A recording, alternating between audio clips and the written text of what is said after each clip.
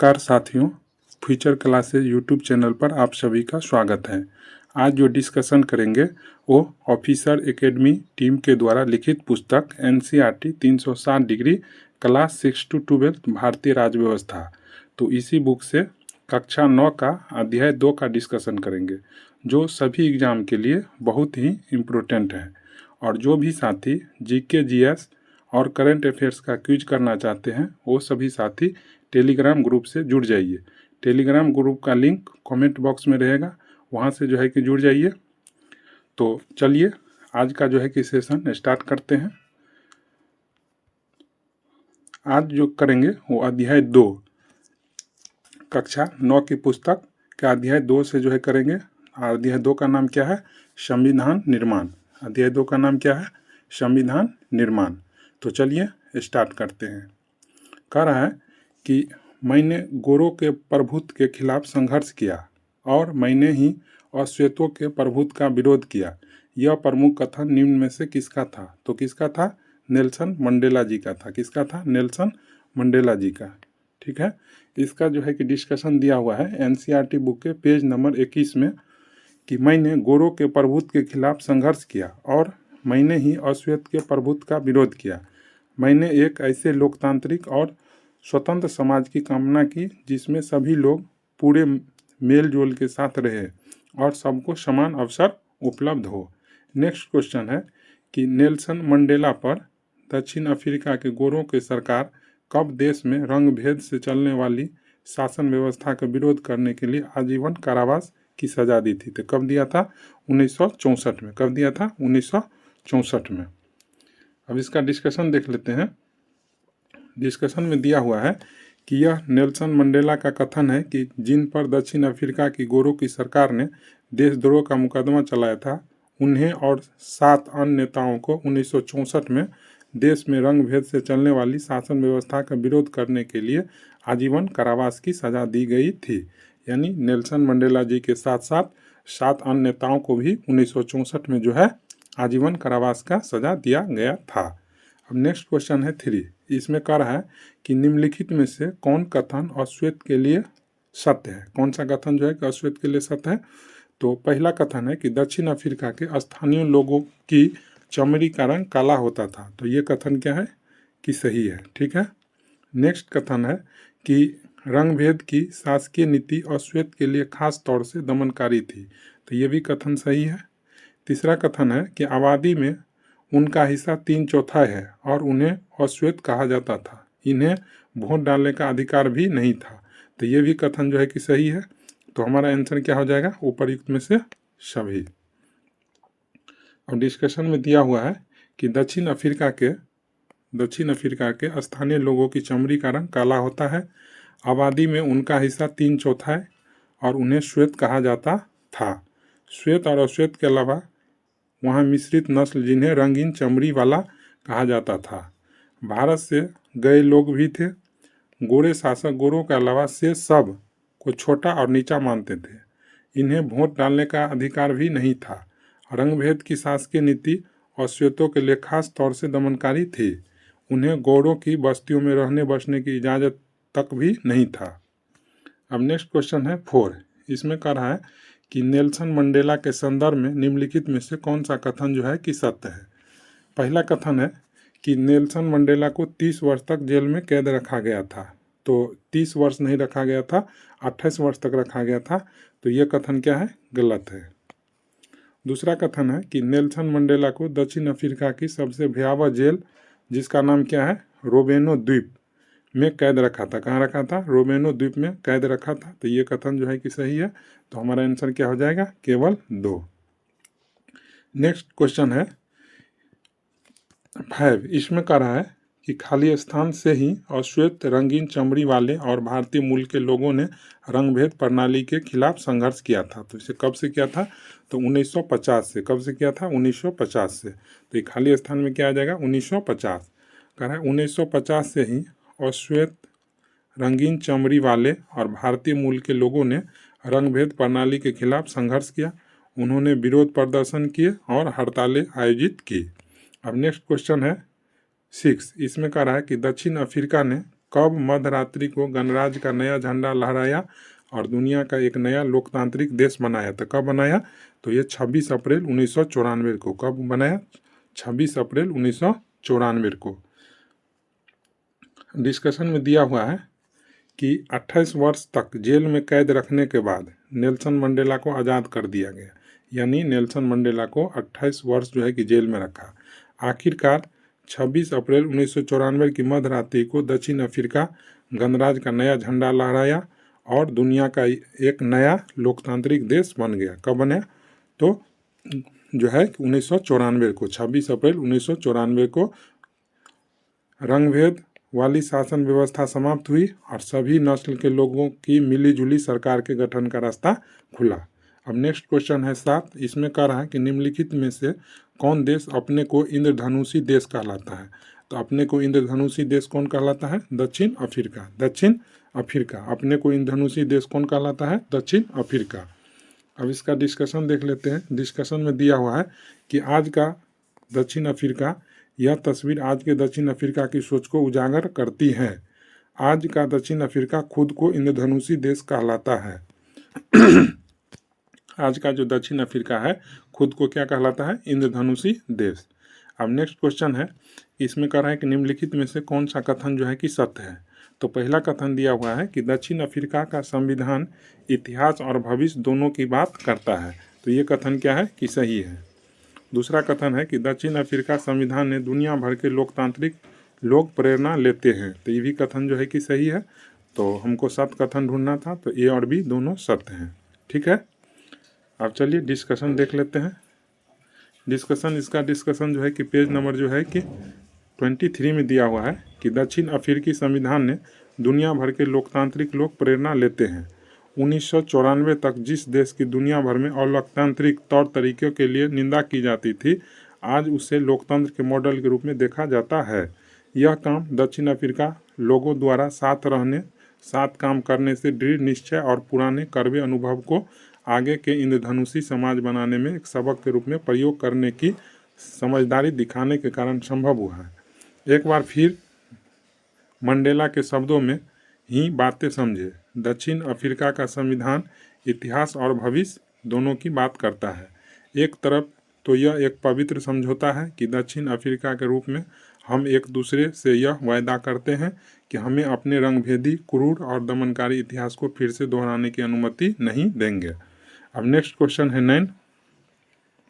इसमें कह रहा है कि वह दस्तावेज जिसमें देश की जनता व सरकार द्वारा पालन किए जाने वाले नियमों और अधिनियमों को निरूपित किया गया, उस दस्तावेज को क्या कहते हैं? तो उस दस्तावेज को क्या कहते हैं?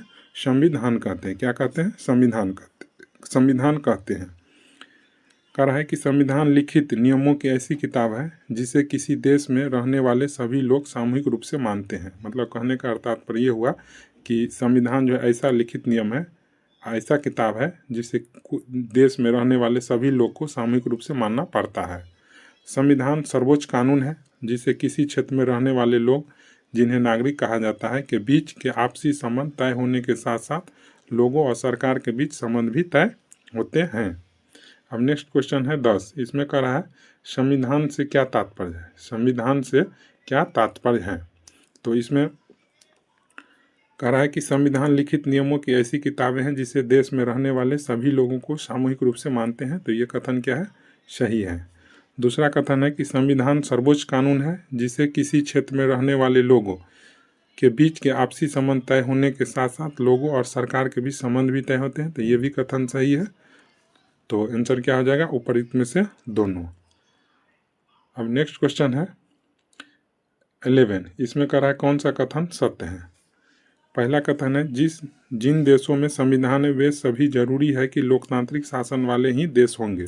यानी कहने का अर्थ ये हुआ कि जहाँ पर संविधान है तो वो देश जो है कि लोकतांत्रिक शासन वाला देश है। तो ये कथन जो है कि क्या है? सही है।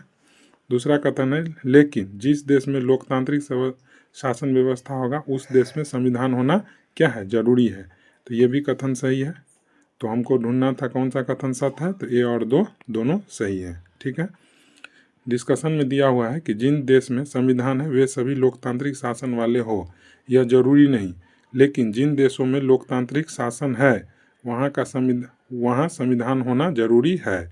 ब्रिटेन के खिलाफ आज़ादी की लड़ाई के बाद अमेरिकी लोगों ने अपने लिए संविधान का निर्माण किया। फ्रांसीसी क्रांति के बाद फ्रांसीसी लोगों ने एक लोकतांत्रिक संविधान को मान्यता दी।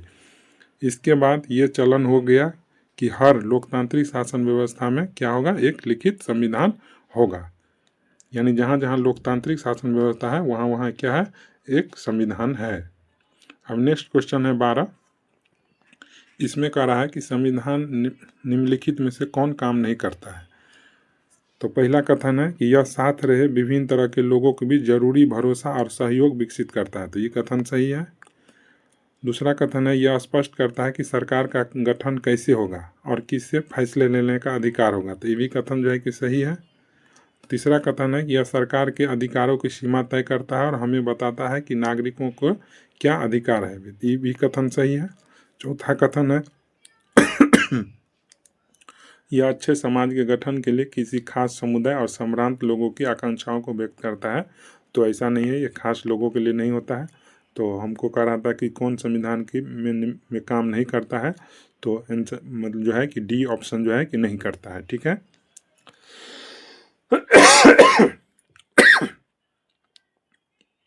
नेक्स्ट क्वेश्चन है 13 नंबर। इसमें कह रहा है कि भारत जैसे विशाल और विविधता भरे देश के लिए संविधान बनाना आसान काम नहीं था, क्यों नहीं था।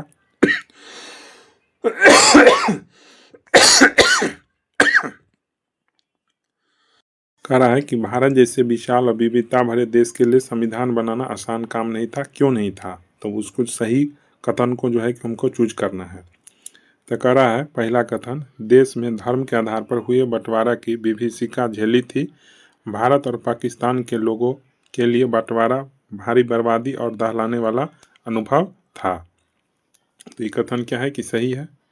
दूसरा कथन है कि अंग्रेजों ने देशी रियासतों के शासक को यह आज़ादी दे दी थी कि वे भारत या पाकिस्तान जिसमें इच्छा हो अपनी रियासत का विलय कर दे या स्वतंत्र रहे। इन रियासतों का विलय मुश्किल और अनिश्चय भरा काम था, तो ये भी कथन जो है कि सही है। तो हमारा आंसर क्या हो जाएगा, ए और दो दोनों सही है। अब नेक्स्ट क्वेश्चन है 14। इसमें कह रहा है खाली स्थान में कराची में हुए भारतीय राष्ट्रीय कांग्रेस के अधिवेशन में एक प्रस्ताव में यह रूपरेखा रखी गई कि भारत आज़ाद भारत का संविधान कैसा होगा, तो ये 1931 के कराची अधिवेशन में हुआ था। कब हुआ था, 1931 में। कह रहा है कि 1931 में कराची में हुए भारतीय राष्ट्रीय कांग्रेस के अधिवेशन में एक प्रस्ताव में यह रूपरेखा रखी गई थी कि आज़ाद भारत का संविधान जो है कि कैसा होगा। अब नेक्स्ट क्वेश्चन है 15। इसमें कह रहा है कि 1928 में ही खाली स्थान और कांग्रेस के 8 अन्य नेताओं ने भारत का एक संविधान लिखा था, तो 1928 में ही मोतीलाल नेहरू और कांग्रेस के 8 अन्य नेताओं ने भारत का एक संविधान लिखा था, ठीक है। अब नेक्स्ट क्वेश्चन है 16। इसमें कह रहा है कि अबुल कलाम आज़ाद का जन्म निम्न में से किस देश में हुआ था, तो अबुल कलाम आज़ाद का जो है कि जन्म कहाँ हुआ था, तो ये हुआ था कहाँ, सऊदी अरब में हुआ था। कहाँ पर हुआ था, सऊदी अरब में, ठीक है। कह रहा अबुल कलाम आज़ाद जिनका जन्म 1888 में हुआ और मृत्यु 1958 में, जन्म सऊदी अरब में हुआ। ये शिक्षाविद थे, लेखक थे और धर्मशास्त्रों के ज्ञाता थे, अरबी के विद्वान थे, कांग्रेसी नेता थे, राष्ट्रीय आंदोलन में अग्रणी भूमिका निभाए और मुस्लिम अलगाववादी राजनीति के विरोधी थे। बाद में पहले केंद्रीय मंत्रिमंडल में शिक्षा मंत्री बने, पहले शिक्षा मंत्री बने थे अबुल कलाम आज़ाद। अब नेक्स्ट क्वेश्चन है 17। इसमें कह रहा है कि निम्नलिखित में कौन सा कथन सत्य है, निम्नलिखित में कौन सा कथन सत्य है।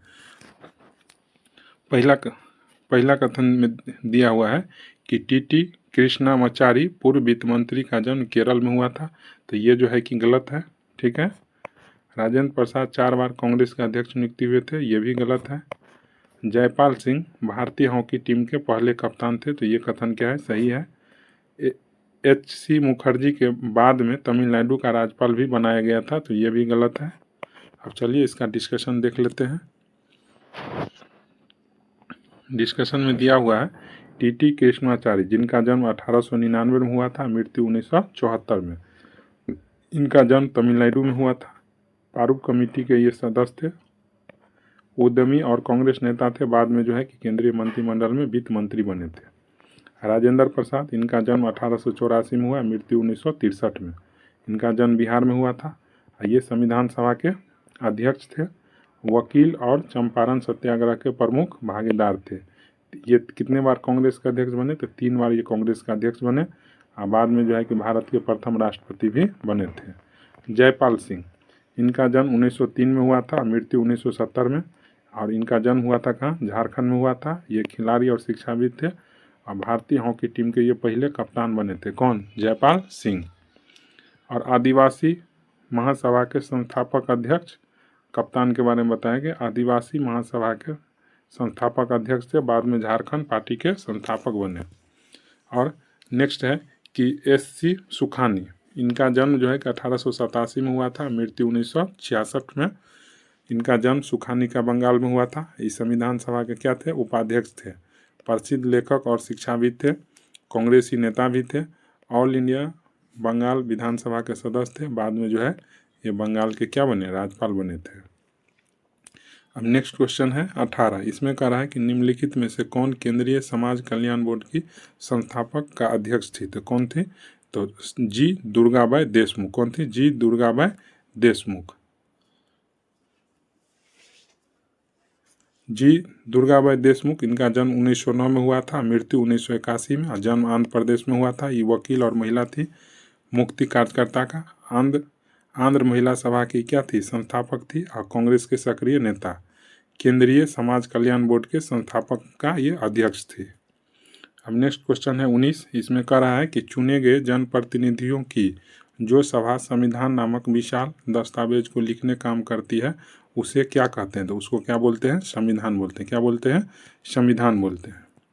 अब नेक्स्ट क्वेश्चन है 20। इसमें कह रहा है कि निम्नलिखित में से कौन सा कथन सत्य है? सत्य को ढूंढना है। भारतीय संविधान सभा के लिए मई 1946 में चुनाव हुए थे, तो ये गलत है। मई में नहीं हुआ था, जुलाई में हुआ था, तो ये गलत है। दूसरा है संविधान सभा की पहली बैठक दिसंबर 1946 को हुआ था, तो सही है। संविधान सभा की पहली बैठक दिसंबर में हुआ था। दूसरा कथन है कि इसके तत्काल बाद ही देश 2 हिस्से में बंट गए, एक भारत की संविधान सभा और पाकिस्तान की संविधान सभा, तो ये भी कथन सही है। तो हमको ढूंढना था कौन सा कथन सत्य है, तो 2 और 3, 2 और 3। अब नेक्स्ट क्वेश्चन है 21। इसमें कह रहा है कि भारतीय संविधान लिखने वाली सभा में निम्नलिखित में से कितने सदस्य थे? तो कितने सदस्य थे? 299। कितने सदस्य थे? 299। अब नेक्स्ट क्वेश्चन है 22। इसमें कह रहा है निम्नलिखित में कौन सा कथन असत्य है? कह रहा है कि भारतीय संविधान लिखने वाली सभा ने 26 दिसंबर 1949 को अपना काम पूरा कर लिया, तो इस टाइम में नहीं हुआ था, तो ये गलत है। ठीक है। दूसरा कथन है संविधान 26 जनवरी 1950 को लागू हुआ, इसी दिन की याद में हम हर साल 26 जनवरी को गणतंत्र दिवस मनाते हैं, तो ये कथन जो है कि सही है। तो हमको असत्य कथन ढूंढना था, तो आंसर क्या हो जाएगा? केवल 1। अब चलिए डिस्कशन देख लेते हैं। डिस्कशन में दिया हुआ है कि भारतीय संविधान लिखने वाली सभा में 299 सदस्य थे। इसने 26 नवंबर 1949 को अपना काम पूरा कर लिया। कब किया? 26 नवंबर 1949 को। 26 नवंबर 1949 को। संविधान 26 जनवरी 1950 को लागू हुआ। कब लागू हुआ? 26 जनवरी 1950 को। इसी दिन की याद में हम हर साल 26 जनवरी को क्या मनाते हैं? गणतंत्र दिवस मनाते हैं। अब नेक्स्ट क्वेश्चन है 23। इसमें कह रहा है कि प्रारूप कमेटी के प्रमुख खाली स्थान ने चर्चा के लिए एक प्रारूप संविधान बनाया, यानी प्रारूप कमेटी के प्रमुख कौन थे? तो डॉक्टर भीमराव अंबेडकर ने चर्चा के लिए एक प्रारूप संविधान बनाया। तो इसका आंसर क्या हो जाएगा? डॉक्टर भीमराव अंबेडकर। अब इसका डिस्कशन देख लेते हैं। डिस्कशन में दिया हुआ है कि सिद्धांत तय किए गए और उन पर सबकी सहमति बनाएंगे। फिर प्रारूप कमेटी के प्रमुख डॉक्टर भीमराव अंबेडकर ने चर्चा के लिए एक प्रारूप संविधान बनाया। संविधान के प्रारूप की प्रत्येक धारा पर कई दौर में चर्चा हुई। 2000 से ज़्यादा संशोधन पर विचार हुआ। अब नेक्स्ट है खाली स्थान में अपनी पत्रिका यंग इंडिया के माध्यम से महात्मा गांधी ने उल्लेख किया था कि वे संविधान से क्या चाहते हैं। तो ये 1931 में अपनी पत्रिका यंग इंडिया के माध्यम से महात्मा गांधी ने उल्लेख किया था कि वे संविधान से क्या चाहते हैं। अब इसका डिस्कशन देख लेते हैं। डिस्कशन में दिया हुआ है कि सपने और वायदे आपसे अपने में कुछ को भारतीय संविधान निर्माताओं की सूची में एक बड़ा नाम न होने पर हैरानी हुई होगी, यानी महात्मा गांधी का नाम। वे संविधान सभा के सदस्य नहीं थे, पर संविधान सभा के अनेक सदस्य उनके विचारों के अनुयायी थे। 1931 में अपने पत्रिका यंग इंडिया में उन्होंने संविधान से अपनी अपेक्षा के बारे में लिखा था। अब नेक्स्ट क्वेश्चन है 25। इसमें कह रहा है कि भारतीय जनसंघ के संस्थापक निम्न में से कौन थे? तो कौन थे? श्याम प्रसाद मुखर्जी। कौन थे? श्याम प्रसाद मुखर्जी। अब चलिए इसका डिस्कशन देख लेते हैं। श्याम प्रसाद मुखर्जी, इनका जन्म 1901 में हुआ था, 1953 में मृत्यु हो गया था। जन्म पश्चिम बंगाल में। अंतरिम सरकार में ये उद्योग एवं आपूर्ति मंत्री थे, शिक्षाविद और वकील थे। हिंदू महासभा में जो है कि सक्रिय मेंबर थे और बाद में जो है कि भारतीय जनसंघ के क्या बने? संस्थापक बने। नेक्स्ट क्वेश्चन है कि कन्हैया लाल मणिकलाल मुंशी का जन्म किस राज्य में हुआ था? तो किस राज्य में हुआ था? गुजरात राज्य में। किस राज्य में? गुजरात राज्य में। अब चलिए इसका डिस्कशन देख लेते हैं। दिया हुआ है कि कन्हैया लाल मणिकलाल मुंशी, इनका जन्म 1887 में हुआ था, मृत्यु 1971 में, और जन्म हुआ गुजरात में। ये पेशे से वकील थे, इतिहासकार थे और भाषाविद थे। कांग्रेसी नेता और गांधीवादी विचारों को मानने वाले थे। बाद में ये केंद्रीय मंत्रिमंडल में मंत्री भी रहे। स्वतंत्र पार्टी के संस्थापक भी रहे। स्वतंत्र पार्टी के संस्थापक। अब नेक्स्ट क्वेश्चन है 27। इसमें कह रहा है कि निम्नलिखित में कौन केंद्रीय मंत्रिमंडल में रक्षा मंत्री के पद पर रहे थे? तो कौन रहे थे? बलदेव सिंह। रक्षा मंत्री के पद पर कौन रहे थे? बलदेव सिंह। अब चलिए बलदेव सिंह के बारे में जानते हैं। बलदेव सिंह, इनका जन्म 1901 में हुआ था, 1961 में मृत्यु। कहाँ पर जन्म हुआ था? हरियाणा में। बलदेव सिंह का जन्म 1901 में, मृत्यु 1961 में, और जन्म हुआ था हरियाणा राज्य में। सफल उद्यमी और पंजाब विधानसभा में पंथक अकाली पार्टी के नेता थे। संविधान सभा में कांग्रेस द्वारा मनोनीत नेता थे। बाद में केंद्रीय मंत्रिमंडल में क्या बने थे? रक्षा मंत्री बने थे। अब नेक्स्ट क्वेश्चन है 28। इसमें कह रहा है स्वतंत्र भारत की पहली सरकार में कानून मंत्री निम्न में से कौन थे? तो भीमराव अंबेडकर थे। कौन थे? भीमराव अंबेडकर। अब चलिए भीमराव अंबेडकर जी के बारे में जानते हैं। कह रहा है भीमराव अंबेडकर जी, इनका जन्म 1891 में, मृत्यु 1956 में हुआ था। जन्म कब हुआ था? 1891 में, मृत्यु 1956 में। मध्य प्रदेश में हुआ था जन्म। प्रारूप कमेटी के अध्यक्ष थे। सामाजिक क्रांतिकारी चिंतक, जातिगत बंटवारे भेदभाव के खिलाफ अग्रणी आंदोलनकारी थे। बाद में ये स्वतंत्र भारत की पहली सरकार में कानून मंत्री बने। रिपब्लिक पार्टी ऑफ इंडिया के संस्थापक है कि रिपब्लिकन पार्टी ऑफ इंडिया के संस्थापक कौन थे? तो भीमराव अंबेडकर जी। कौन थे? Bhimrao Ambedkar ji. Republican party of India के संस्थापक कौन थे? तो भीमराव अंबेडकर जी। अब 29 क्वेश्चन है। इसमें कह रहा है कि रिपब्लिकन पार्टी ऑफ इंडिया के संस्थापक निम्न में से कौन है? तो कौन है? डॉक्टर भीमराव अंबेडकर जी।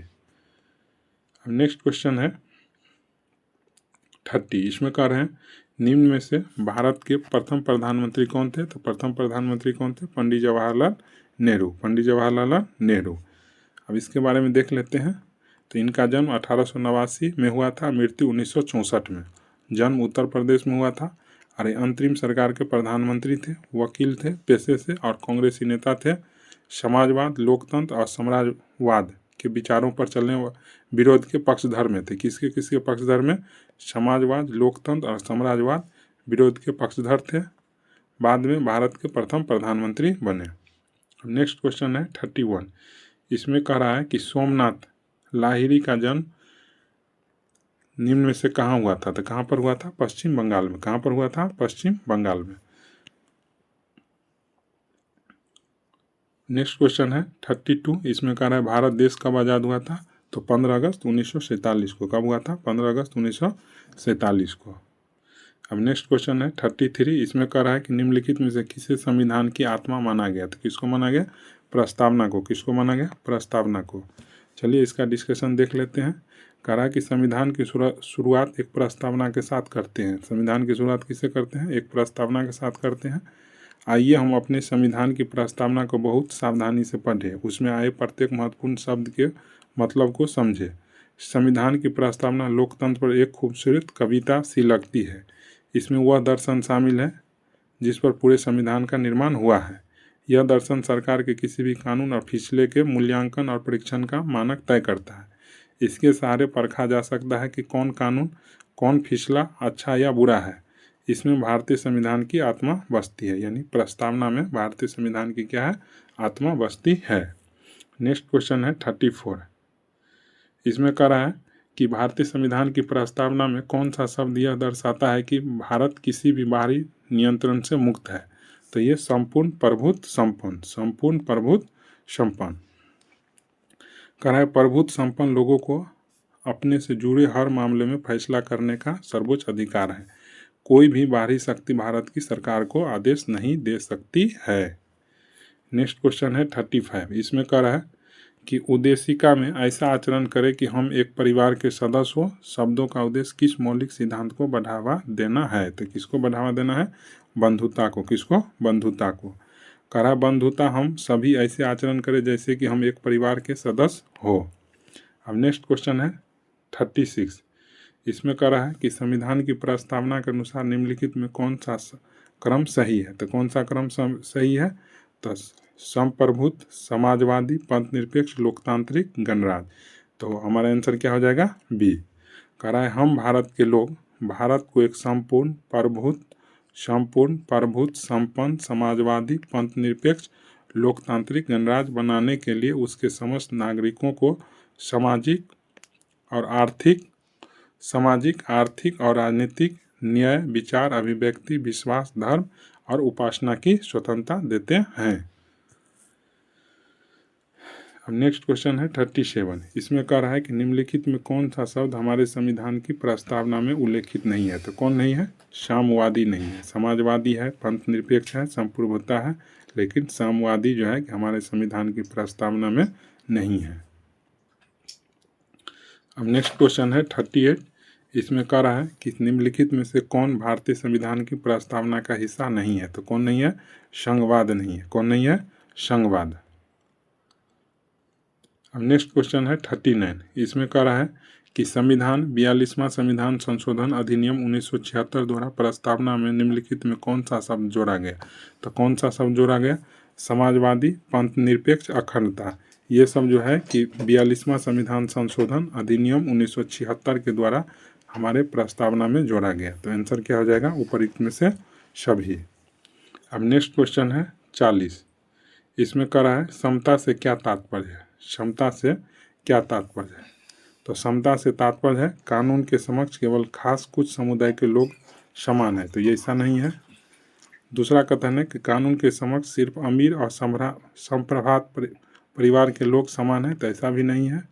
कह कानून के समक्ष सभी लोग समान है। तो ये कथन क्या है कि सही है, कि समता से तात्पर्य है कि कानून के समक्ष सभी लोग समान है। अब नेक्स्ट क्वेश्चन है 41। इसमें कह रहा है कि शासन का प्रमुख लोगों द्वारा चुना हुआ व्यक्ति होगा। इस कथन की स्पष्टता निम्नलिखित में से किस शब्द से हो रहा है। तो किस शब्द से, गणराज्य से। किस शब्द से, गणराज्य से। अब नेक्स्ट क्वेश्चन है 42।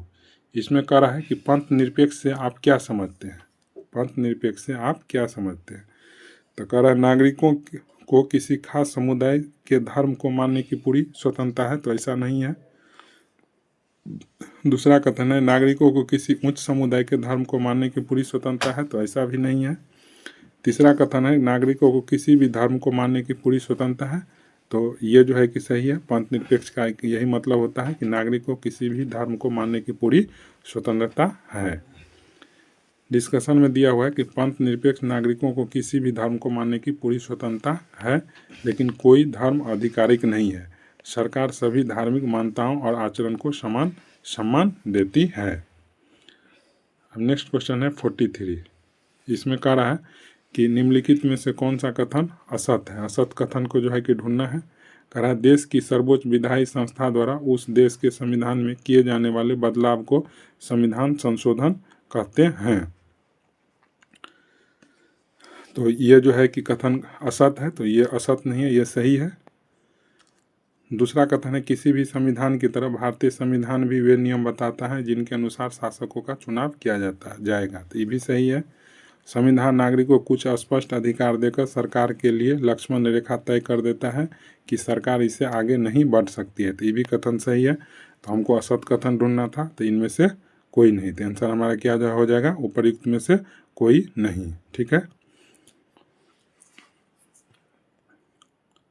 अब चलिए डिस्कशन देख लेते हैं। इसमें दिया हुआ है कि भारतीय संविधान को निर्माताओं को लगा कि उन्हें लोगों की भावनाओं के अनुरूप चलना चाहिए, समाज में हो रहे बदलावों से दूर रहना चाहिए। उन्होंने इसे पवित्र, अस्थायी और न बदले जा सकने वाले कानून के रूप में नहीं देखा था। इसीलिए उन्होंने बदलाव के समय समय पर शामिल करने का प्रावधान भी रखा। इन बदलावों को क्या कहते हैं, संविधान संशोधन। मतलब जो संविधान में समय समय पर हम जो बदलाव लाते हैं उसी को हम क्या बोलते हैं, संविधान संशोधन बोलते हैं। ठीक है, फिर कह रहा है किसी भी संविधान की तरह भारतीय संविधान भी वे नियम बताता है कि जिसके अनुसार सब शासकों का चुनाव किया जाएगा। तो ये भी बात सही है। फिर बताया गया कि साथ ही संविधान नागरिकों को कुछ स्पष्ट अधिकार देकर सरकार के सभी लक्ष्मण रेखा तय कर देता है कि सरकार इससे आगे नहीं बढ़ सकती है। तो ये भी जो है कि सही है। ठीक है, तो आज का डिस्कशन यहीं पर समाप्त होता है। आशा करते हैं आप सभी दोस्तों को अच्छा लगा होगा। अच्छा लगे तो चैनल को सब्सक्राइब कीजिए, लाइक कीजिए, अपने दोस्तों के पास शेयर कीजिए। धन्यवाद।